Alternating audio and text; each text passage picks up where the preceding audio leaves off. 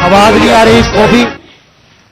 اللہ تیری عبادت کرتے ہیں, تیرے سے مدد مانگتے ہیں. میرے ساتھ آج چودھری پرویز الائی بیٹھے ہوئے ہیں, پنجاب کے چیف منسٹر, اور دوسری طرف میرے پاس محمود خان جو کہ پختونخوا کے چیف منسٹر ہیں. تو ہم نے آج بڑا اہم فیصلہ کرنا ہے اور میں نے اناؤنس کرنا ہے. تو میں یہ چاہتا تھا کہ آج میں اپنی قوم کے سامنے پہلے یہ رکھوں کہ ہم اس سٹیج پہ پہنچے کیسے ہیں, کہ ہم سٹنگ گورنمنٹس ہیں, ہماری اپنی گورنمنٹس ہیں, ہمارا اپنا راج ہے یہاں, لیکن ہم کیوں اس نتیجے پہ پہنچے ہیں کہ ہم سمجھتے ہیں کہ اگر ہمیں اپنی گورنمنٹس بھی قربان کرنی پڑے اس ملک کے اندر, جب تک الیکشنز نہیں ہوں گے, صاف اور شفاف الیکشنز نہیں ہوں گے, ہم سب کو آج خوف ہے کہ ملک ڈوب رہا ہے. میں آپ کو وہ پاکستانی ہوتے ہوئے بتا رہا ہوں جس نے ساری باہر کمائی کی, 20 سال باہر پیسے کمائے, سب کچھ بیچ کے, جو فلیٹ تھا وہ بیچ کے, منی ٹریل دے کے, عدالت میں یہ بتا کے میں نے وہ کدھر سے پیسے لیے, جو بھی میرا آمدنی کدھر تھی, پھر میں نے فلیٹ لیا, پھر وہ بیچا, پھر منی ٹریل, سب کچھ میرا آج جینا بن رہا پاکستان میں. اور میری طرح کے سارے وہ پاکستانی, اور میں ان پاکستانیوں کی بات کر رہا ہوں جو کہ اس ملک سے پیار کرتے ہیں, عشق کرتے ہیں اپنے ملک سے, میں ان پاکستانیوں کی بات کر رہا ہوں. میں ان کی بات نہیں کر رہا جو چوری کر کے اس ملک کا پیسہ باہر بیچتے ہیں, جن کا سب کچھ باہر ہے, بزنسز باہر ہیں, بچے باہر ہیں, بڑے بڑے محلات باہر ہیں, یہاں کے چوری کے پیسے سے بڑے بڑے شاہانہ ان کا زندگی ہے. اور میں ان کی بات نہیں کر رہا کیونکہ ان کا اس ملک سے کیا رشتہ ہے, اور میں باقی پاکستانیوں کی بات کر رہا ہوں جو سمجھتے ہیں کہ ہمارا جینا مرنا پاکستان میں ہے. اور میں ان پاکستانی میں سے ہوں جس کو پورا موقع تھا کہ 20-25 سال باہر میں نے کرکٹ کھیلتا تھا, میری شادی بھی وہاں کی, میں پاسپورٹ لے سکتا تھا, برطانیہ کا پاسپورٹ لے سکتا تھا, لیکن یہ میرے کبھی ذہن میں یہ چیز نہیں آئی کہ میرا پاکستان کے علاوہ کوئی اور گھر ہے.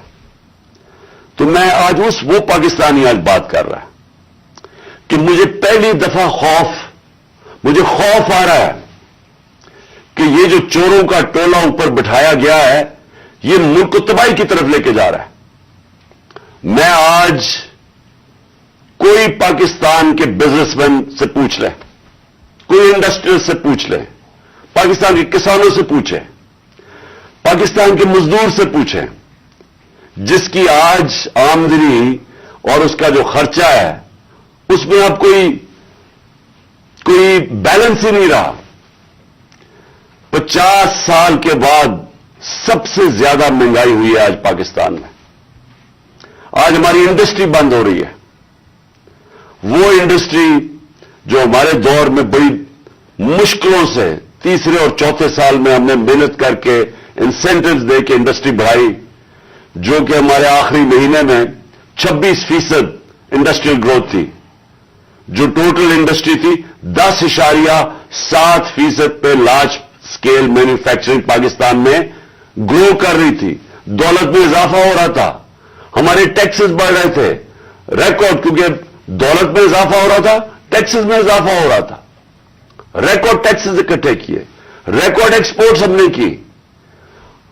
مجھے فخر ہے کہ میں نے اپنے کسانوں کی مدد کی. 4.5% پہ ہمارا زراعت کے اندر گروتھ ہوئی, اضافہ ہوا. ہماری 4 فصلیں 2 سال ریکارڈ فصلیں ہوئی پاکستان میں, تو ہم نے کسانوں کی مدد کی. آج وہ سارا جو پاکستان وہاں لے کے جا رہے تھے, آج مجھے ایک چیز بتائیں کہ پاکستان میں کسی میں بہتری ہوئی ہے. آج مایوسی کا یہ عالم ہے میرے ملک میں کہ 7 लाख पाकिस्तानी मुल्क छोड़ के चले गए 7 महीने में। इनमें प्रोफेशनल्स थे, इस मुल्क ने उनके ऊपर पैसा खर्च किया हुआ था। डॉक्टर्स थे, प्रोफेशनल्स थे, इंजीनियर्स थे, स्किल्ड वर्कर, जो तरखान जो स्किल्ड वर्कर होता है। 7.5 लाख लोग मुल्क को छोड़ के चले गए मायूसी में। आज ये आलम है, इस मुल्क को आज इधर हम ले आए हैं कि डाकू राज ऊपर बैठ गया। 30 साल से जो लोग लूट रहे थे उनको आके ऊपर बिठा दिया। मेरा सवाल है सबसे पहले यह है कि जब ये मुल्क तरक्की कर रहा था, हमने पहले साल यही छोड़ के गए थे, यही शहबाज शरीफ और नवाज शरीफ इस मुल्क का जब दिवालिया निकाल के गए थे 2018 में, उस पाकिस्तान को हमने पहले संभाला। फिर 2 साल कोरोना के बावजूद जो सारी दुनिया के अंदर अजाब आया हुआ था, सारी दुनिया की मायशत तबाह हुई। आप अमेरिका का हाल देखें, बरतानिया का देखें, जर्मनी का देखें, हमारे से वो मुल्क जिनके इदारे हमारे से बहुत बेहतर थे। हिंदुस्तान का हाल देखें, उसके अंदर पाकिस्तान वो मुल्क था जो दुनिया के टॉप 3 मुल्कों में से, हमने वो भी संभाला। हमारी मायशत भी ऊपर गई, हमारी इंडस्ट्री भी ऊपर गई, हमने बेरोजगार होने से लोगों को बचाया, हमने इंडस्ट्रीज को पैसा दिया, इंसेंटिव्स दिए, हमने कंस्ट्रक्शन इंडस्ट्री की मदद की ताकि रोजगार मिले लोगों को। हमने उस दौर के अंदर पाकिस्तान का जो ग्रोथ रेट थी, और मैं ये चाहता हूं आप सारे जो मैं ये चीजें मैं आपको कह रहा हूं अपने मोबाइल फोन से चेक कर सकते हैं कि मैं सच बोल रहा हूं या झूठ बोल रहा हूं। अब तो झूठ बोलना बड़ा मुश्किल है, मोबाइल फोन है, आप गूगल करें, आपके पास 2 मिनट के अंदर सब कुछ आ जाता है। तो ये 17 साल के बाद पाकिस्तान की जो दौलत में इजाफा हुआ था वो 5,000 या 7% था हमारे तीसरे साल कोरोना के बावजूद, और 6% था हमारे चौथे साल। अब ये भी मैं आपको आज बता दूं कि ये सिर्फ 3 दौर में ये इस तरह की हम पाकिस्तान की दौलत में इजाफा हुआ, ग्रोथ रेट हुई। अयूब खान के दौर में, जनरल जिया के दौर में और जनरल मुशर्रफ के दौर में। लेकिन वो क्यों हुआ? क्योंकि हम तीनों दफा हम अमेरिका की मदद कर रहे थे। एक दफा हम अफगान जहाद में शामिल थे जनरल जिया के जमाने में, फिर वॉर ऑन टेरर में शामिल थे जनरल मुशर्रफ के दौर में। अयूब खान के दौर में हम किस में शामिल थे? सीटों और सेंटों में उनके साथ मिले हुए थे जबकि कोल्ड वॉर हो रही थी। अमेरिकन डॉलर आ रहे थे पाकिस्तान में, तब उनकी ये ग्रोथ रेट हुई थी। हम, और मुझे फख्र है इस चीज का कि उसके बावजूद कि हमारे पास कोई अमेरिकन डॉलर्स नहीं आ रहे थे, हमने अपनी इकॉनमी को उठाया, और ये जो 17 साल के बाद बेहतरीन हमारी इकॉनमी उठ रही थी। तो मेरा आज सवाल यह है, कौन जिम्मेदार था इस रिजीम चेंज का? आप सारे मेरी आज बात गौर से सुनें। जब आपकी माशत बढ़ रही थी, क्या वजह थी कि इस गवर्नमेंट को गिरा के और इन चोरों के टोलों के ऊपर बिठाया गया? कौन इसका जिम्मेदार था? कौन जवाब देगा कि आज वो इकॉनमी जो हमारी ऊपर जा रही थी, उसकी जगह आज पाकिस्तान के वो हालात हैं जो बाहर की दुनिया कह रही है। भूले जो पाकिस्तान के अंदर लोग क्या कह रहे हैं। जो बाहर की दुनिया वो कह रही है कि पाकिस्तान को अगर कर्जे देंगे तो वो कर्जे वापस करने का जो डिफॉल्ट रेट है वो 100% है। जब हम थे इक़्तिदार में तो 5% था। तो आज 100% का मतलब कि अगर आप पाकिस्तान को कर्जा देंगे तो 100% चांस है कि पाकिस्तान कर्जा वापस नहीं कर सकता। इसका मतलब कि बाहर से ना कोई इन्वेस्टमेंट पाकिस्तान में आएगी। अभी 1 साल के अंदर, चंद महीनों, बल्कि 10 महीनों के अंदर आधी हो गई है बाहर से इन्वेस्टमेंट। पिछले साल और अब के मुकाबले में आधी हो गई है। तो बाहर से इन्वेस्टमेंट बंद होगी, इसका मतलब बाहर से डॉलर्स आने बंद हो गए इन्वेस्टमेंट में। रेमिटेंसेस जो बैरून मुल्क पाकिस्तानियों की हमने मदद की थी, उन्होंने हमारे में एतमाद शो किया था, हमने उनको इंसेंटिव्स दिए थे। पाकिस्तान की तारीख की सबसे ज्यादा बैरून मुल्क पाकिस्तानी यहां डॉलर्स भेज रहे थे। और फिर एक्सपोर्ट्स, जो ये नून लीग के दौर में 5 साल बढ़ी नहीं, मुझे फख्र है कि हमने रिकॉर्ड एक्सपोर्ट्स 33 अरब डॉलर की पाकिस्तान में एक्सपोर्ट्स बढ़ाई। और फिर हमने टैक्स कलेक्शन, जो मैं अभी कह रहा हूं कि आमदनी होगी तो लोगों पे पैसा खर्च किया जाएगा, तो हमारी 6,100 अरब रुपए की हमारे जमाने में टैक्स कलेक्शन थी। आज ये सब कुछ नीचे जा रहा है, इंडस्ट्री बंद हो रही है, बेरोजगारी बढ़ रही है। हमारे जमाने में, और जमाने की बात करो 7-8 महीने पहले, फैसलाबाद के अंदर टेक्सटाइल का मजदूर नहीं मिलता था, बाहर से लाना पड़ते थे। रिकॉर्ड टेक्सटाइल इंडस्ट्री की सेल थी। तो आज बेरोजगारी बढ़ रही है, 50 साल के बाद सबसे ज्यादा महंगाई है। आज हमारे मुल्क का यह हाल है कि ना बाहर से किसी को इत्मीनान है इस हुकूमत के ऊपर, और 88% पाकिस्तान के जो इन्वेस्टर हैं, जो बिजनेसमैन हैं, उन्होंने कहा कि हमें इस हुकूमत पर इत्मीनान नहीं है। तो मेरा सवाल मेरे 2 सवाल हैं आज। पहला तो सवाल यह है कि जब बाहर से पैसा ही नहीं आ रहा और हमने अपने कर्जे की किस्तें वापस कर दी है डॉलर्स में, हमने जो बिजली के कॉन्ट्रैक्ट साइन किए हुए हैं वो डॉलर्स में किए हुए हैं, जो कैपेसिटी पेमेंट है, चाहे बिजली इस्तेमाल करें या ना करें, ये जो पिछली हुकूमत ने साइन किए वो डॉलर्स में किए हुए हैं, डॉलर्स में पैसे देने हैं। तो जब डॉलर्स आ ही नहीं रहे पाकिस्तान में और कम हो गए आना, कर्जे हमारे बढ़ते जा रहे हैं, तो आगे पाकिस्तान कैसे आगे चलेगा? एक ही उम्मीद लगाई हुई है इन्होंने कि किसी ना किसी तरह जाके चाइना के पैर पकड़े या हम IMF के पड़े कि हमें वो पैसे दे दें। लेकिन वो तो कैंसर का इलाज डिसिप्लिन से है, वो तो थोड़ी देर आराम आएगा, फिर कर्जे तो बढ़ते जा रहे हैं। तरीका सिर्फ एक था, जो हमने कोशिश की कि मुल्क की दौलत में इजाफा हो।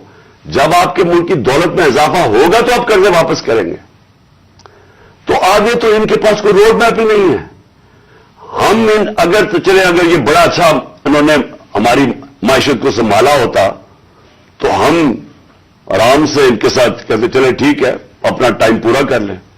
लेकिन मुल्क तो नीचे जा रहा है, हर चीज नीचे जा रही है मुल्क में, और मुझे खौफ है कि ये डिफॉल्ट की तरफ जा रहा है। यानी अभी भी हम हमारी एलसीज है, पेमेंट नहीं कर रहे हैं। अभी भी हम पैसे जो बाहर के हमारे जो अपने लाइबिलिटीज है, अभी तक हम अब वो भी पैसे नहीं दे रहे। तो सवाल ये है कि इनके पास क्या रोड मैप है? कोई रोड मैप नहीं है। ये सिर्फ एक चीज ये चाहते हैं कि किसी न किसी तरह इलेक्शन को डिले करें।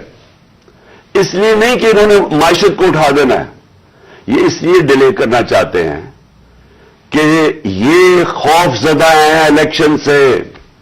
इनको डर लगा हुआ है कि जब भी इलेक्शन होंगे इन्होंने हार जाना है, तो अपने आप को बचाने के लिए ये मुल्क को तबाह कर रहे हैं। क्योंकि इन्होंने इलेक्शन में हार जाना है, इसलिए ये इलेक्शन नहीं कर रहे और ये इलेक्शन डिले करेंगे। और मैं ये समझता हूं कि ये अक्टूबर में भी नहीं इलेक्शन करवाएंगे। कोई ना कोई इलेक्शन कमीशन इनका साथ मिला हुआ है, एक बड़ा बददियानतदार आदमी है, वो इनके साथ मिला हुआ है, और वो इनको तरीके से बताएगा कि कैसे इलेक्शन डिले किया जा सकता है। इसी इलेक्शन कमीशन ने जब सुप्रीम कोर्ट जब गए सुप्रीम कोर्ट में, जब हमारी गवर्नमेंट गिरा रहे थे ये, तो इसी सुप्रीम कोर्ट के पास जब हम गए तो वो मान गए थे कि इलेक्शन हमने कहा इलेक्शन करवा दो, वो मान गए थे। इस इलेक्शन कमीशन ने वहां जाके कहा कि जी मैं 7 महीने तक इलेक्शन नहीं करवा सकता, और उसकी बेसिस पे इलेक्शन नहीं हुए। आइन, पाकिस्तान का आइन कहता है कि इलेक्शन कमीशन को सारा वक्त तैयार होना चाहिए 90 दिन में इलेक्शन करवाना, और मैं ये समझता हूं कि ये पूरी कोशिश करेगा इनके साथ मिलकर कि किसी ना किसी तरह ये इलेक्शन खींचे। इनको कोई पाकिस्तान की फिक्र नहीं है, क्योंकि इनके पैसे बाहर पड़े हुए हैं। रुपया गिरता है, इनके पैसे डॉलर में, इनकी दौलत में इजाफा होता है। इनको कोई फिक्र नहीं है कि अगर मुल्क नीचे जाता है तो इन्होंने तो फिर बाहर चले जाना है। ये तो हमेशा जब मुश्किल आती है इनको पर कोई केसेस होते हैं बाहर भाग जाते हैं। तो लेकिन मेरा जो सवाल है कि कौन जिम्मेदार था इसका, किसने एक चलती हुई हुकूमत जो अच्छी भली जो मैं खुद आपको बता रहा हूं, और ये आप इकोनॉमिक सर्वे ऑफ पाकिस्तान में देख सकते हैं कि हमारी परफॉर्मेंस क्या थी। मैं नहीं अगर कह रहा तो आप खुद देख सकते हैं।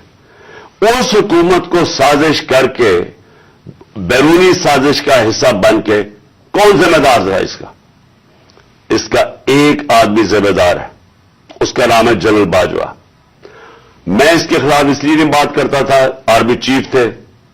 आर्मी चीफ के खिलाफ आप क्यों नहीं बात कर सकते? क्योंकि फौज के ऊपर, फौज को बुरा नाम ना आए।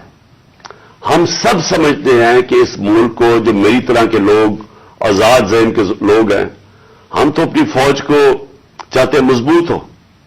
हमारी तो सारी पूरी कोशिश है कि मजबूत फौज हो ताकि हम आजाद मुल्क रह सकें। तो इसलिए हम चुप करके बैठे रहे और ये सारे तमाशे देखते रहे कि कैसे साजिशें हुई, कैसे लोगों को बताया गया। मैं आपके सामने जरा एक छोटी सी क्लिप दिखाना चाहता हूं कि अगर आपको कोई शक है कि हुआ क्या, तो पहले तो इलेक्शन से पहले, हमारी हुकूमत गिराने से पहले, 4 नून लीग के जो बड़े नाम हैं उन्होंने क्या कहा?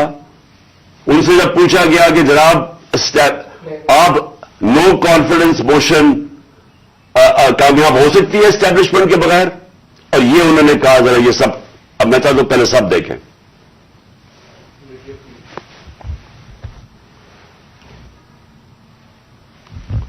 और हम चाहते हैं कि अगली हुकूमत का फैसला पाकिस्तान की आवाम से।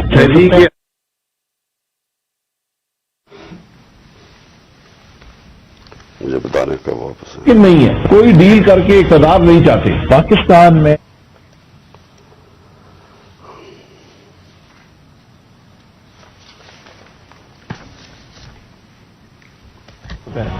जब भी अदम एतमाद की होते हैं तो यकीनन डील के नतीजे। एस्टेब्लिशमेंट के बगैर अदम-ए-इत्तेमाद की तहरीक को कामयाब नहीं किया जा सकता, क्योंकि एस्टेब्लिशमेंट भी एक तीसरी कुव्वत के तौर पे या चौथी कुव्वत के तौर पे पार्लियामेंट में यानी बकन। इन चेंज तो जिनकी वजह से होता है, जिनकी मदद से होता है, हम उनकी मदद नहीं लेना चाहते और हम चाहते हैं कि अगली हुकूमत का फैसला कर। उन्होंने कल क्या कहा, जरा पहले ये भी सुन लें, दूसरा क्लिप, ताकि आपको पता चल जाए कि हुआ क्या इस मुल्क के साथ।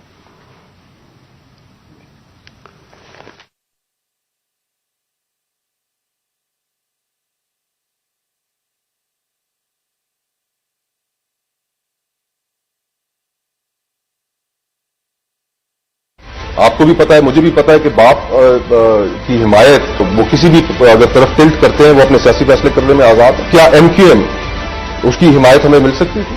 अरेंजमेंट हाउस में सारा हुआ, ये पॉलिटिकल पार्टी से खुद मैनेज किया आपके ख्याल में? बहुत ज्यादा खुद मैनेज किया, बहुत ज्यादा खुद भी मैनेज किया, लेकिन थोड़ा सा गुड़ के अंदर, अगर मीठे के अंदर थोड़ी सी और शामिल हो गया तो फिर क्या। फिर उसके बाद जो सियासी मुखालफीन के ऊपर तशद्दुद आजकल के दौर में जो हो रहा है, उसमें हम माउथपीस बने हुए हैं।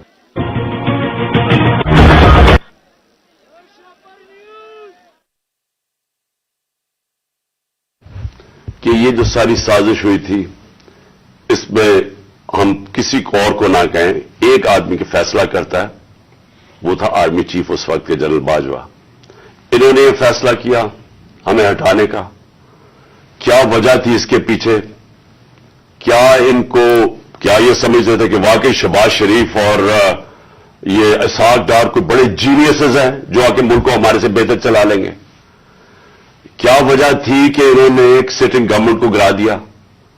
हमारे लोगों को आके, वो जिस तरह अभी मुस्तफा कोकर ने बताया कि बैप के मेंबर्स और एमक्यूएम के मेंबर्स और शहजान बुख्ती, सबको पता था कि ये तो जो जिधर हुक्म मिलेगा इनको एस्टैब्लिशमेंट से, उन्होंने उधर जाना है, तो उनको उधर जाके भेज दिया कि जनाब आप जाके उधर चले जाए, और गवर्नमेंट गिर गई।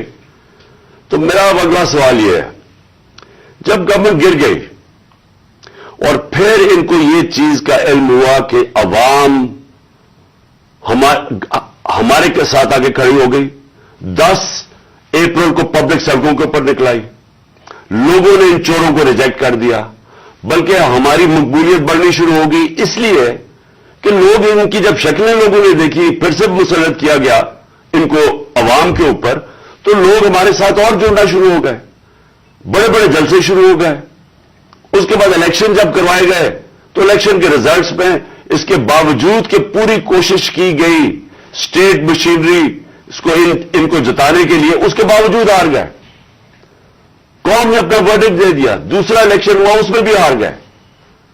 لیکن مجھے جو افسوس کی بات ہے کہ بجائے ایک سمجھے کہ جناب جنرل باجوہ آپ نے غلطی کر دی ہے، آپ کو عقل کل تو نہیں ہے، آپ دیکھ رہے ہیں کہ لوگ کدھر کھڑے ہیں. انہوں نے ہمارے اوپر جو ظلم کیا ہے، جس طرح ہمارے اوپر ظلم کیا گیا، میں آپ کو یقین دلاتا ہوں کہ جنرل مشرف کے مارشل لاء میں اپوزیشن میں تھا، مجھے انہوں نے جیل میں ڈالا. میں نے کہیں اس طرح کا ظلم نہیں دیکھا جنرل مشرف کے دور پہ جو یہ جنرل باجوہ نے ہمارے پہ کروایا. ہمارے لوگوں کے اوپر دھمکیاں، ٹیلی فون سے دھمکیاں آ رہی ہیں. وہ جو ہماری حمایت کرے یا جو ہمارے ساتھ میڈیا کے لوگ ہوں، ان کے اوپر دھمکیاں. جو میڈیا ہاؤس تھا، سلمان اقبال وہ ملک سے باہر چلا گیا، اس کے بعد صابر شاکر ملک سے باہر چلا گیا، آج محیط پیرزادہ ملک سے باہر گیا ہوا ہے اسی خوف سے. ارشد شریف، اتنی بڑی ٹریجڈی ہوئی ہے، اس کو جو دھمکیاں دی، کیا وجہ تھی اس کی؟ وہ ایک دیانتدار آدمی وہ بتا رہا تھا کہ اس ملک کے ساتھ کیا ظلم ہوا ہے، کہ اچھی بلی گورنمنٹ آپ نے گرا کے چوروں کو بٹھا دیا. تو بجائے یہ کہ کریکٹ کرنا، ہمارے اوپر ظلم شروع ہو گیا. اور ظلم کی انتہا یہ تھی کہ سوشل میڈیا کے لوگوں کو اٹھا اٹھا کے لے جاتے تھے، ان کو مار پھینٹا لگا کے تو اگلے دوسرے دن گھر واپس بھیجتے تھے. دھمکیاں دیتے تھے کہ آگے سے کیا تو یہ ہوگا. جو اعظم سواتی سے کیا، جو اس سے پہلے جو شہباز گل سے کیا، کون سی اس نے اتنی بڑی بات کی تھی کہ اس کو ننگا کر کے مارا، اور وہ ابھی تک اس کے اثرات ہیں جو انہوں نے اس کو تشدد کیا اس کے اوپر. اور اعظم سواتی نے کیا بات کی تھی؟ اعظم سواتی نے یہ ٹویٹ کی کہ جنرل باجوہ آپ نے NRO 2 دیا، اس کے اوپر جو اس بیچارے سے کیا گیا، کون سی جمہوریت میں یہ ہوتا ہے؟ اور وہ بات کہ جو سچ ہے، NRO 2 جنرل باجوہ نے دیا ہے، ساری قوم کو پتا ہے. مجھے پتا ہے کہ میں جب کہتا رہا، جب میں گورنمنٹ میں تھا، میں جنرل باجوہ کو کہتا رہا کہ یہ 30 سال سے چوری کر رہے ہیں، ان کے اوپر کرپشن کیسز ہیں، نیب آپ کے نیچے ہے، آپ نیب کنٹرول کرتے ہیں، میرے نیچے ہی نہیں ہے، کیوں نہیں ان کے کیسز آگے بڑھاتے؟ پہلے تو ہمیں سارا وقت یہ بتاتے رہے کہ فکر نہ کریں سر، ہو رہا ہے سب کچھ، سر ابھی کچھ ہو رہا ہے. پہلے تو ہمیں یہ بتاتے رہے. آہستہ آہستہ ہمیں پتا چلا کہ ان کی تو کوئی نیت ہی نہیں ہے کرپشن کی. مجھے پھر کہنا شروع ہو گئے کہ جی آپ ملک کی اقتصادیات کو ٹھیک کریں، اکانومی کو ٹھیک کریں، بھول جائیں اس کو، یہ اکاؤنٹیبلٹی کو. کبھی کوئی مہذب معاشرہ یہ اجازت دیتا ہے کہ بڑے بڑے لوگ جو اربوں روپے کی چوری کریں، آپ کہ ان کو بھول جائیں، ان کو NRO دے دیں، اور آپ چھوٹے چھوٹے چوروں کو پکڑنا شروع کریں اور سمجھیں کہ آپ کا ملک ترقی کر سکتا ہے؟ کیا چین پاگل ہے جنہوں نے 450 وزیروں کو جیلوں میں ڈالا ہے پچھلے چند سالوں میں؟ کیا جو پریزیڈنٹ شی جن پنگ ہے اس کو اسٹیٹسمین مانا جاتا ہے؟ اس نے وہ کام کر دیا جو دنیا میں کسی نے کیا ہی نہیں ہے. 70 کروڑ لوگوں کو اس نے غربت سے نکالا ہے چائنا میں پچھلے 30 سالوں میں. وہ اس کو کیا ضرورت پڑی ہے کہ جو کرپٹ منسٹر ان کو پکڑے، ان کا احتساب کرے؟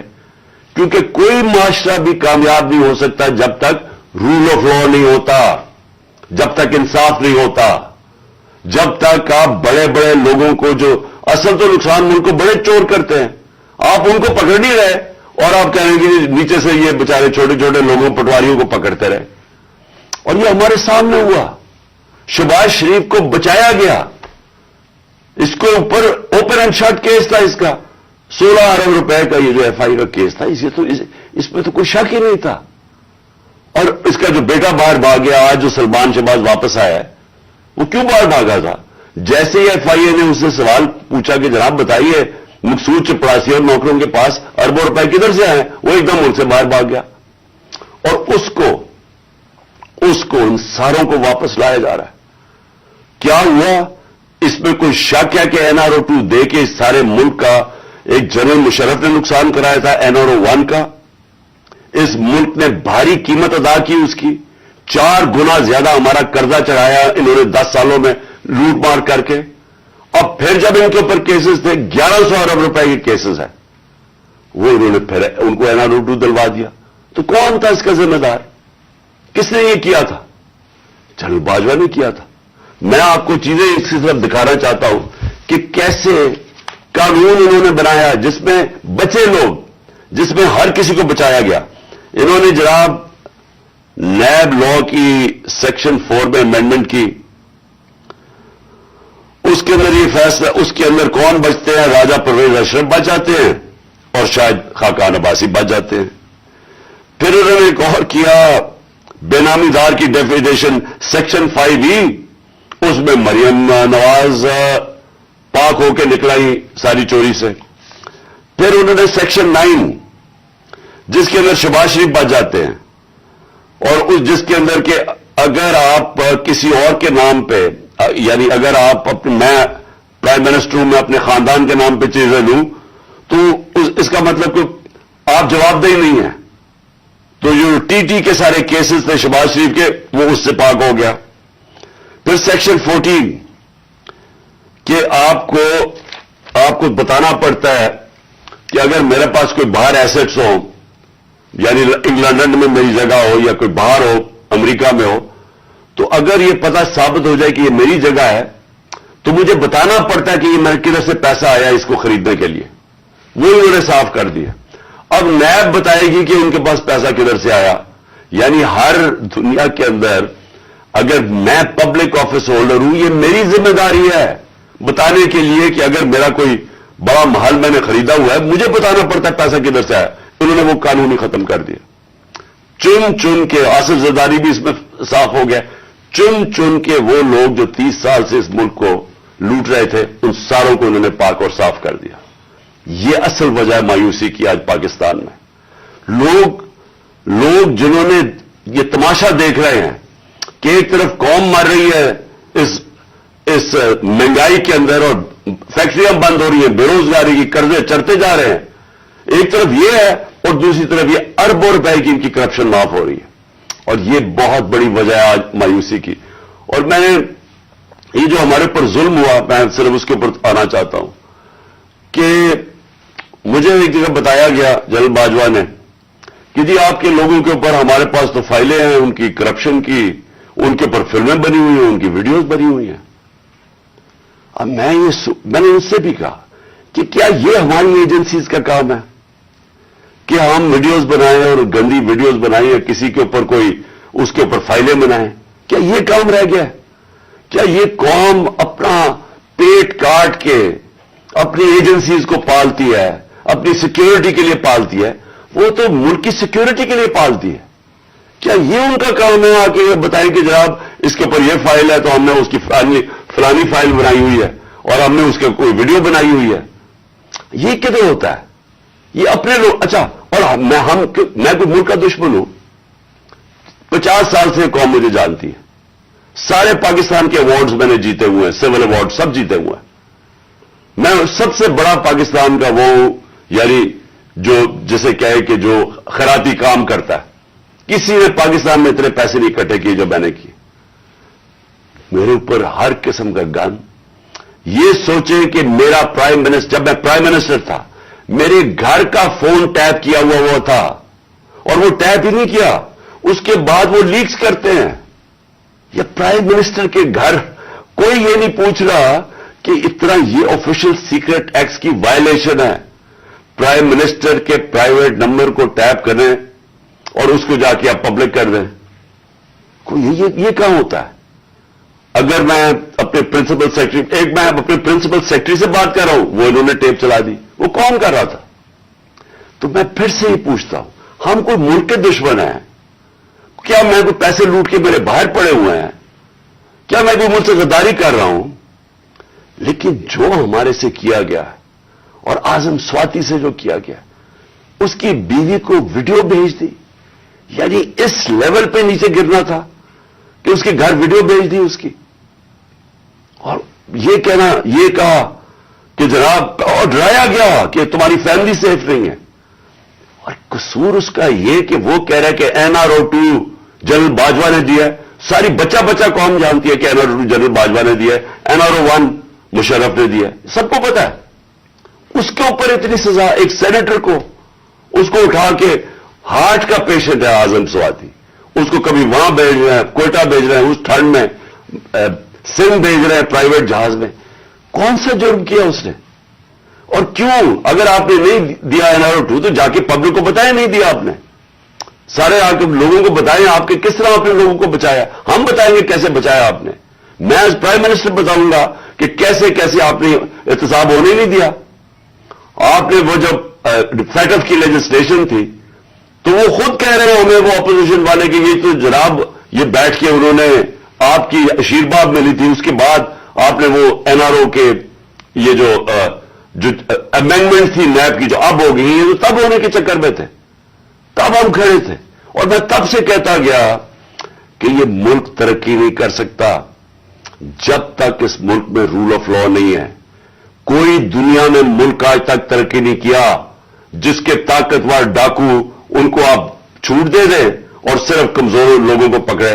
کوئی ملک ترقی نہیں کر سکتا، یہ ملک آگے بھی نہیں بڑھ سکتا. میں آخر میں بات بھی کرتا ہوں کہ انشاءاللہ اللہ نے موقع دیا تو ہم اب کیا پلان بنائیں گے اس ملک کو اس دلدل سے نکالنے کا جو انہوں نے پھنسایا ہوا ہمیں. اب میں جو اگلی بات کرنا چاہتا ہوں وہ یہ کہ ہم نے آپس میں مشاورت کی. میں نے پہلے کوشش کی کہ ہماری جو مارچ ہے، آزادی مارچ، حقیقی آزادی کی مارچ، ہماری کوشش یہ تھی کہ ہم ان کو گورنمنٹ کو بتائیں کہ اس وقت قوم کدھر کھڑی ہے. لاکھوں لوگ سڑکوں کے اوپر نکلے ہمارے ساتھ آزادی مارچ پہ، اور سب ایک ہی چیز چاہ رہے ہیں، الیکشن. آج اوپینین پول ہے کہ 70% پاکستانی، سروے کے مطابق 70% پاکستانی کہہ رہے ہیں الیکشن کرواؤ. ہم نے آزادی مارچ بھی یہی کی. ہم نے گورنمنٹ کو کہ ایک آئین کے اندر رہ کے ہم نے ان کو پریشر ڈالنے کی کوشش کی کہ دیکھیں یہ عوام ادھر کھڑی ہوئی ہے اور آپ صرف کہ جی ہمارے کرپشن کے کیسز معاف ہو جائے یا نواز شریف کو پاک کر دیں اور پھر وہ کوئی نیلسن منڈیلا پاکستان آ جائے اور اس کے لیے ملک ڈوبتا جائے، لیکن آپ کو صرف ایک ہی کرپشن کا پڑا ہوا تھا. میں صرف ایک آپ کو چاہتا ہوں کہ کلپ ضرور دیکھیں.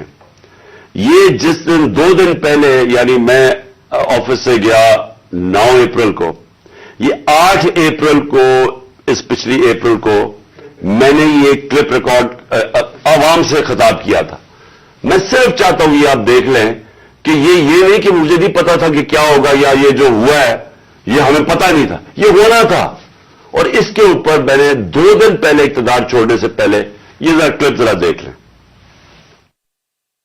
اسی طرح بس پاور مل جائے تاکہ پھر سے پہلے جو NRO-1 بنا تھا ان کو ساروں نے انہوں نے مل کے جو چوری کی جنرل مشرف نے NRO دے دیا، اب یہ NRO-2 ہوگا. ان کا مقصد صرف یہ ہے کہ وہاں اسمبلی پہ آئیں. سب سے پہلا یہ کام میں آج آپ کو کہہ رہا ہوں، انہوں نے نیب کو ختم کرنا ہے، انہوں نے اپنے کرپشن کیسز ختم کرنے. اس وقت حالات یہ ہیں کہ یہ جو سارے ضمانت کے اوپر ہے، ڈر کس چیز کا ہے؟ ان کے سارے کیسز آنے لگے سامنے، تو وہ جلدی ہٹانا چاہتے تھے کہ کسی طرح یہ اپنے کیسز سے نکل جائے. اب یہ سارا یہ جمہوریہ اکٹھا ہو جائے گا اور صرف ایک مسئلہ کسی طرح بس پاور مل جائے تاکہ پھر سے پہلے جو NRO-1 بنا تھا ان کو ساروں نے انہوں نے مل کے جو چوری کی جنرل مشرف نے NRO دے دیا، اب یہ NRO-2 ہوگا. ان کا مقصد صرف یہ ہے کہ وہاں اسمبلی پہ آئیں. سب سے پہلا یہ کام میں آج آپ کو کہہ رہا ہوں، انہوں نے نیب کو ختم کرنا ہے، انہوں نے اپنے کرپشن کیسز ختم کرنے. اس وقت حالات یہ ہیں کہ یہ جو سارے ضمانت کے اوپر ہے، ڈر کس چیز کا ہے؟ ان کے سارے کیسز آنے لگے سامنے، تو وہ جلدی ہٹانا چاہتے تھے کہ کسی طرح یہ اپنے کیسز سے نکل جائے. اب یہ سارا یہ جمہوریہ اکٹھا ہو جائے گا اور صرف ایک مسئلہ کسی طرح بس پاور مل جائے تاکہ پھر سے پہلے جو NRO 1 بنا تھا ان کو ساروں نے انہوں نے مل کے جو چوری کی جنرل مشرف نے NRO دے دیا, اب یہ NRO 2 ہوگا. ان کا مقصد صرف یہ ہے کہ وہاں اسمبلی پہ آئیں. سب سے پہلا یہ کام میں آج آپ کو کہہ رہا ہوں, انہوں نے نیب کو ختم کرنا ہے, انہوں نے اپنے کرپشن کیسز ختم کرنے. اس وقت حالات یہ ہیں کہ یہ جو سارے ضمانت کے اوپر ہے, ڈر کس چیز کا ہے؟ ان کے سارے کیسز آنے لگے ہیں سامنے, تو وہ جلدی جلدی ہٹانا چاہتے تھے کہ کسی طرح یہ اپنے کیسز سے نکل جائے. اب یہ سارا یہ جمہوریہ اکٹھا ہو جائے گا اور صرف ایک مسئلہ کسی طرح بس پاور مل جائے تاکہ پھر سے پہلے جو NRO 1 بنا تھا ان کو ساروں نے انہوں نے مل کے جو چوری کی جنرل مشرف نے NRO دے دیا, اب یہ NRO 2 ہوگا. ان کا مقصد صرف یہ ہے کہ وہاں اسمبلی پہ آئیں. سب سے پہلا یہ کام میں آج آپ کو کہہ رہا ہوں, انہوں نے نیب کو ختم کرنا ہے, انہوں نے اپنے کرپشن کیسز ختم کرنے. اس وقت حالات یہ ہیں کہ یہ صرف آپ کو اس لیے دکھا رہا تھا کہ ہمیں سب پتا تھا یہ کیا ہو رہا ہے. مجھے یہ سازش کا پوری طرح پتا تھا. مجھے میرے ہٹنے سے 1 سال پہلے کا اندازہ ہو گیا تھا کہ یہ شہباز شریف کو تیار کیا جا رہا ہے لانے کے لیے. اس کے باوجود کہ اس کے پاس 16 ارب روپے اس کے اور اس کے بچوں کے اوپر FIA کیس تھے اور 8 ارب روپے کے نیب کے کیس تھے.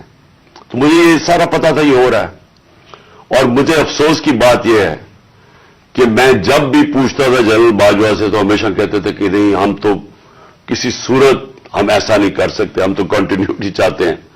تو اس کا نتیجہ کیا ہوا؟ وہ آ گیا, شہباز شریف آ گیا اور آپ کے سامنے جو ملک کے اب حالات ہیں آپ سب ساری قوم کے سامنے ہیں. میرا پوائنٹ یہ ہے آج کہ میں ابھی آخری جو ابھی اناؤنسمنٹ جو کرنے لگا ہوں اس سے پہلے میں صرف یہ پوچھنا چاہتا ہوں, کون ہے ذمہ دار اس کا؟ کیا کوئی اس کا جواب دے گا کہ اچھی بلی گورنمنٹ چلتے ہوئے اس کو گرا کے ان چوروں کو اوپر لے آئے؟ اور میرا اگلا سوال یہ ہے کہ اس کے بعد جو ہمارے اوپر سختیاں کی گئی, جو سوشل میڈیا پہ جو میڈیا جو ہماری حمایت کرتا تھا, کیسز کی میرے اوپر بارش ہو گئی, مجھے دہشت گردی کا کیس کروا دیا. 25 مئی کو پولیس نے جس طرح ہمارے اوپر ظلم کیا, اور جب ہم پولیس والوں سے پوچھتے تھے وہ کہتے تھے جی ہمیں پیچھے سے آرڈر ہے. جس طرح کا ہمارے اوپر ظلم کیا گیا, میں سوال یہ پوچھتا ہوں کہ کیا ہم بھیڑ بکریاں ہیں, ہم کیڑے مکوڑے ہیں کہ آپ جب فیصلہ کریں پہلے آپ, اور میں نے آپ کے کانوں سے جنرل باجوہ کے کانوں سے سنا کہ یہ کرپٹ ہے, اب آپ نے فیصلہ کیا کہ یہ ٹھیک ہو گئے ہیں, اور آپ نے فیصلہ کیا کہ جناب یہ آپ ملک کو ٹھیک کریں گے. تو کیا ہم وہ کیڑے مکوڑے ہیں کہ جدھر آپ بھیڑ بکریوں کو دھکیلیں گے ہم ادھر چلے جائیں گے؟ یعنی ہم انسان ہیں یا ہم جانور ہیں کہ جو آپ کا فیصلہ ہو بند کمروں کے اندر ہم اسی کے اوپر چل پڑے؟ اور آپ کو جب نظر بھی آ رہا تھا کہ پاکستانی قوم ان کو ریجیکٹ کر رہی ہے, ہمیں تو ہمارے ساتھ میرا تو فائدہ کروا دیا. مجھے تو اللہ نے کبھی اتنی عزت دی نہیں جو اس کے بعد ملی ہے, لیکن ملک کو کدھر پہنچا دیا آج. اور میں کیا یہ پوچھنا چاہتا ہوں کہ پاکستان کا مستقبل ہے کہ پہلے یہ لوٹیں گے, اب ان کے بچے تیار ہو گئے لوٹنے کے لیے, کیا اب ہم ان کو لے کے آئیں گے؟ اور اگر ہم ان کے خلاف جائیں گے اور ہم ان کو ریزسٹ کریں گے تو ہمیں پھیٹا لگایا جائے گا, ہمارے پر کیسز کیے جائیں گے, ہمیں ڈرایا جائے گا. مجھے ابھی بھی کہہ رہے ہیں کہ جی آپ اگر یہ آپ نے گورنمنٹ چھوڑ دی تو آپ کے اوپر بڑا ظلم ہوگا, آپ کی پروٹیکشن چلی جائے گی. جب میں جا رہا تھا, میں آج اپنی قوم کو بتانا چاہتا ہوں کہ جب میں جا رہا تھا مارچ کے اوپر, سب کو میرے ارد گرد بھی لوگوں کو پتا ہے, میں نے سب کو کہا تھا کہ اس میں واردات ہوگی, میرے خلاف میری جان کو خطرہ ہے. میں نے ٹی وی کے اوپر جا کے اس سے پہلے بتایا تھا کہ یہ دینی انتہا پسند کے نام پہ مجھے قتل کریں گے. ہر روز جب میں مارچ پہ جاتا تھا اور میں بشرا بیگم کو خدا حافظ کہتا تھا, میں تو ان کو سلام کرتا ہوں کہ ان کو پتا ہوتے ہوئے کہ میری جان خطرے میں تھی, اس کے باوجود وہ مجھے کہتی تھی کہ نہیں جاؤ, یہ جہاد ہے, یہ اللہ کے لیے آپ کام کر رہے ہیں. کوئی اپنی زندگی خطرے میں نہیں ڈالتا پیسے کے لیے یا اقتدار کے لیے, کوئی زندگی خطرے میں نہیں ڈالتا. جہاد کے لیے جب آپ اللہ کے لیے کام کر رہے ہیں تب آپ پتا ہوتے ہوئے کہ اب زندگی خطرے میں, اس کے باوجود جاتا تھا میں. اور میں جیسے ٹھیک ہوں گا انشاءاللہ جیسی میں چلنے کے قابل ہوں گا میں پھر نکلوں گا باہر، کیونکہ یہ اللہ کا کام ہے۔ اپنی قوم کو حقیقی طور پہ آزاد کرنا یہ اللہ کا حکم ہے ہمیں۔ ظلم اور ناانصافی کے ساتھ سامنے کھڑا ہونا یہ اوپر والے کا حکم ہے، اس کو وہ جہاد کہتا ہے۔ امر بالمعروف پہ چلنا، کہ جب آپ دیکھ رہے ہیں یہ سارے چوروں کا ٹولہ اوپر بیٹھ گیا ہے اور آپ چپ کر کے بیٹھے رہیں بھیڑ بکریوں کی طرح، یہ آپ قرآن کا جو اللہ کا حکم ہے اس کے خلاف جا رہے ہیں۔ تو میرے لیے تو یہ جہاد ہے، تو میں نے تو یہ رکنا نہیں ہے۔ اور میں اپنی ساری قوم کو آج کہہ رہا ہوں، میں نوجوانوں آپ کو کہہ رہا ہوں، یہ کبھی نہ سوچے جو یہ 7.5 لاکھ ہمارے لوگ ملک چھوڑ کے گئے ہیں۔ مجھے افسوس ہے کہ دیکھیں آسان راستہ ہے، میرے لیے کیا آسان زندگی تھی۔ میں کرکٹ کے بعد کچھ بھی نہ کرتا، تھوڑی سی کرکٹ کے اوپر بات چیت کرتا ہوں، اللہ نے مقام اتنا دیا ہوا ہے میں کروڑ روپیہ کما سکتا ہوں، مجھے تو کچھ کرنے کی ضرورت نہیں تھی۔ لیکن اللہ نے ہمیں کسی مقصد کے لیے پیدا کیا ہے۔ جانور آتے ہیں، بچے پیدا کرتے ہیں، کھا پی کے مر جاتے ہیں، تو انسان بھی اگر اس کو اب سمجھ ہی نہ آئے کہ اللہ نے ہمیں کسی مقصد کے لیے پیدا کیا ہے، تو اس میں جانوروں میں کیا فرق رہ جاتا ہے؟ وہ جب قرآن کی آیت ہے کہ جب انسان فرشتے سے بھی اوپر چلا جاتا ہے لیکن گرتا ہے تو جانور سے بھی نیچے چلا جاتا ہے۔ تو میں اپنی ساری قوم کو کہہ رہا ہوں کہ دیکھیں ہمارے سامنے اب 2 راستے ہیں۔ ہم ان چوروں کے ٹولوں کو مان لیں تو ہم اپنی تباہی کر رہے ہیں، اس ملک کا کوئی مستقبل نہیں ہے۔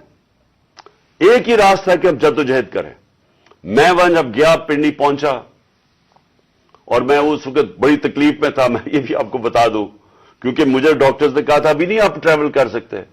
میں گیا اس کے باوجود صرف اپنے لوگوں کو کھڑا کرنے کے لیے کہ دیکھیں یہ پاکستان کے لیے ایک فیصلہ کن وقت ہے، اس کو ضائع نہ ہونے دیں۔ قوم میں بیداری آ گئی ہے، اور میں وہاں 2 میں چیزیں کر سکتا تھا۔ ہم وہاں دھرنا بھی دے سکتے تھے، لاکھوں لوگ تھے، ہم وہاں اسلام آباد کے اوپر بھی جا سکتے تھے، اتنے لوگ تھے، ہم اسلام آباد میں خون خرابہ ہونا تھا وہاں، اور کئی دفعہ لوگ چاہتے ہیں کہ خون خرابہ ہو، لاشیں گریں تاکہ وہ جناب ان کی تحریک اور اٹھ جائے۔ میں یہ نہیں چاہتا تھا۔ میں نے ساری سٹرگل آئین اور قانون کے بیچ میں ہے، میں کبھی اس سے باہر نہیں نکلا، اور میں نے اس لیے فیصلہ کیا کہ بجائے ہم وہاں جائیں اور توڑ پھوڑ ہو اور تباہی ہو، میں نے فیصلہ یہ کیا کہ ہم جو 2 اسمبلی اب قربان کرتے ہیں اپنی 2 اسمبلیوں کو، ہم قربان کرتے ہیں اپنے ملک کے لیے، اور اس لیے کرتے ہیں کہ ان کو جب 66% پاکستان میں الیکشن ہوگا، جب ہم ان 2 اسمبلیوں سے نکلیں گے، جو میں بھی بتانے لگا ہوں کب نکلیں گے، 66% پاکستان میں الیکشن ہوگا، تو عقل تو یہ کہتی ہے کہ آپ جنرل الیکشن کروا دیں۔ لیکن میں پھر سے کہتا ہوں یہ خوف زدہ ہیں، الیکشن ہارنے سے ڈرے ہوئے ہیں، ان کا کوئی پاکستان کا مقصد نہیں کہ پاکستان اوپر جا رہا ہے یا نیچے جا رہا ہے، ان کا مقصد ایک ہے، کیسے اپنا چوری کا پیسہ بچانا ہے انہوں نے، اور اس لیے یہ الیکشن نہیں کروائیں گے، اور اسی لیے ہم نے فیصلہ کیا کہ ہم الیکشن کروائیں گے۔ اور میں نے اپنے سارے وکیلوں سے پوچھ لیا ہے، یہ کوشش بھی کریں گے الیکشن کمیشن کے ذریعے کہ یہ کسی طرح ڈیلے ہو جائے۔ آئین بالکل اجازت نہیں دیتا 90 دن کے آگے۔ ہم نے فیصلہ کیا ہے، اور میں بڑا شکر گزار ہوں اپنے دونوں چیف منسٹرز کا کہ انہوں نے بالکل میرے ساتھ چلے ہیں، میرا ساتھ دیا ہے۔ ہم نے فیصلہ یہ کیا ہے کہ ہم اگلے جمعے کو، آج ہے ہفتہ، اگلے جمعے کو ہم دونوں پختونخوا کی اسمبلی ڈیزالو کر دیں گے اور پنجاب کی اسمبلی ڈیزالو کر دیں گے، اور اس کے بعد ہم الیکشن کی تیاری کریں گے، اور اس کے بعد ہماری جو 100 غالباً 23 سیٹیں ہیں اس وقت نیشنل اسمبلی میں، ہم وہاں جا کے نیشنل اسمبلی میں جا کے اسپیکر کے سامنے ہم وہاں کھڑے ہو کے کہیں گے کہ ہمارے ریزگنیشن ایکسپٹ کرو۔ یہ ڈرامے نہ کرو کہ چن کے 8 جو انہوں نے پہلے ہمارے ساتھ کیا تھا، انہوں نے بجائے ہمارے باقی ریزگنیشن ایکسپٹ کرنے کے، انہوں نے 8 سیٹیں چنی۔ یہ جو بڑا کرپٹ یعنی مورلی کرپٹ الیکشن کمیشن ہے، اس نے نواز شریف کے ساتھ بیٹھ کے 8 سیٹیں چنی جو ہماری سب سے کمزور سیٹیں تھیں، جن میں بڑی کم مارجن سے ہم جیتے تھے، اور جدھر پی ڈی ایم کا ووٹ دگنا تھا ہمارے سے اس الیکشن کے اندر، اب یہ عوام دیکھیں کدھر آج ایک باشعور عوام ہے، بیداری آئی ہوئی ہے میری قوم میں، پتہ ہوتے ہوئے کہ اب میں نے اسمبلی میں نہیں، میں 8 سیٹوں پہ لڑا، پتہ ہوتے ہوئے کہ میں نے اسمبلی میں نہیں جانا، اس کے باوجود میری قوم نے مجھے سارے 8 کی 8 سیٹوں پہ جتایا، 7 سیٹوں پہ جتایا، اور ایک جو کراچی کے اندر سیٹ تھی، ذرا وہاں دیکھ لے، وہ الیکشن کمیشن کو وہ دھاندلی نہیں نظر آئے گی جس طرح انہوں نے پوری اسٹیٹ مشینری استعمال کی اور ووٹ باہر پھینک دیا، جو ہر بار استعمال کرتا ہے۔ تو ہم نے یہ فیصلہ کر لیا ہے۔ میں اپنی قوم کو آخر میں صرف یہ کہنا چاہتا ہوں کہ دیکھیں، مایوسی گناہ ہے۔ آپ مایوس ہو کے گھر بیٹھ جائیں یا آپ باہر ٹکٹ لے کے کسی اور ملک میں چلے جائیں اور کوئی نوکری مل جائے، یہ میری نظر میں یہ ایک انسان اپنی جو ڈیوٹی ہے معاشرے کو، اس سے بھاگتا ہے۔ اصل آپ سب کی ڈیوٹی یہ ہے کہ ہم اب کھڑے ہوں اور ہم ان چوروں کا اور اس کرپٹ نظام کا مقابلہ کریں، اور ہم کریں الیکشن کے ذریعے، اور الیکشن کے ذریعے ان کو سبق سکھائیں، آئین اور قانون کے بیچ میں رہتے ہوئے۔ میں نہیں چاہتا کہ یہ سری لنکا جیسا سچویشن ہو کہ لوگ سڑکوں کے اوپر آ جائیں اور توڑ پھوڑ ہو۔ میں چاہتا ہوں کہ ہم الیکشن کے ذریعے ان کو شکست دیں، اور ان کو ایسی شکست دیں کہ یہ ہمیشہ کے لیے ان چوروں کا نام و نشان یہاں سے چلا جائے۔ اور وہ تب ہوگا جب آپ سب اس کو اپنی ذمہ داری لے کے نکلیں گے۔ اور میں آپ کو آخر میں یہ کہنا چاہتا ہوں کہ مایوسی جو ہے،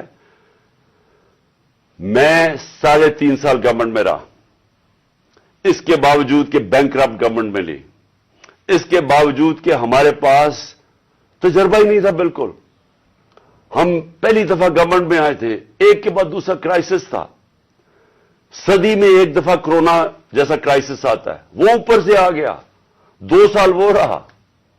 اس کے باوجود پاکستان میں کسی گورنمنٹ نے، جس طرح میں نے کہا کہ جو ملٹری ڈکٹیٹرز کو تو امریکن ڈالرز ملے، ہمیں تو کوئی ڈالرز نہیں ملے۔ سب سے بہترین ہماری اکنامک پرفارمنس تھی، اس سب کے باوجود۔ اب ہم سمجھ گئے ہیں، مجھے تیسرے اور چوتھے سال میں پوری سمجھ آ گئی کہ یہ گورنمنٹ چلتی کیسے ہے۔ میں آخر میں صرف آپ کو یہ کہنا چاہتا ہوں، مایوس نہ ہوں۔ ملک یہ تب اب اٹھے گا جب بڑے اور مشکل فیصلے ہوں گے۔ یہ مشکل فیصلے ان کے نہیں کہ قیمتیں بڑھاتے جاؤ اور کہو جی مشکل فیصلہ ہے۔ مشکل فیصلے کا مطلب ملک کے اداروں کو ری اسٹرکچر کریں، اس ملک کے اندر انصاف قائم کریں، رول آف لا قائم کریں۔ اگر اللہ بھاری اکثریت دیتا ہے تو تب آپ یہ سب کچھ کر سکتے ہیں۔ اس ملک میں اصلاحات کر سکتے ہیں، ادارے ٹھیک کر سکتے ہیں۔ جو گورنمنٹ کیسے چلتی ہے، اتنی بڑی ہم نے گورنمنٹ بنا دی ہے اور وہ ہمیں آگے نکلنے نہیں دیتی، ہر جگہ رکاوٹیں بن گئی ہوئی ہے، اور ہم نے کافی چینج بھی کیا۔ ایکسپورٹس بڑھانی ہے، ہم نے ریکارڈ ایکسپورٹس بڑھائی۔ کیسے ہم نے ایکسپورٹس بڑھانی ہے، اس کا ہم نے پلان بنایا ہوا ہے۔ اسمال اور میڈیم انڈسٹری کو کیسے کھڑا کرنا ہے، جو اصل روزگار دیتی ہے اور دولت میں اضافہ ہوتا ہے۔ اپنی ایگریکلچر جو زراعت ہے، ہم نے چائنا سے بات کر چکے تھے کہ نئی ٹیکنالوجی ہم لے کے آئیں۔ بدقسمتی سے کرونا کی وجہ سے 2 سال چائنا بند ہو گیا۔ وہ جو نئی ٹیکنالوجی سے ہم نے صرف اپنی، اگر ہم وہ چھوڑیں کہ جو چائنا کے اندر وہ پیداوار لیتے ہیں 1 ایکڑ سے، ہم اگر اپنی دگنی کر لیں تو اب یہ سمجھے کہ پاکستان کے اندر ایک انقلاب آ جائے گا۔ میں آخر میں یہ کہنا چاہتا ہوں کہ کوئی مایوس ہونے کی کوئی ضرورت نہیں ہے۔ یہ ٹورزم میں ہی ہم اتنا پیسہ بنا سکتے ہیں، اور وہ بھی بدقسمتی سے کرونا کی وجہ سے ٹورزم ساری دنیا میں بند ہوگی۔ ہم اس ملک کو اٹھا سکتے ہیں، لیکن وہ گورنمنٹ اٹھائے گی جس کے پاس ایک مینڈیٹ ہو، جس کے پاس عوام کی طاقت ہو، اور اس اللہ کے بعد اس ملک کے جو وارث ہے وہ عوام ہے، اور کوئی نہیں۔ عوام اس ملک کی وارث ہے، اور میں ان میں آپ میں سے ہوں۔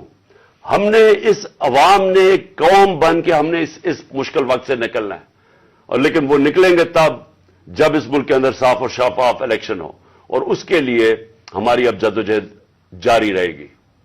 میں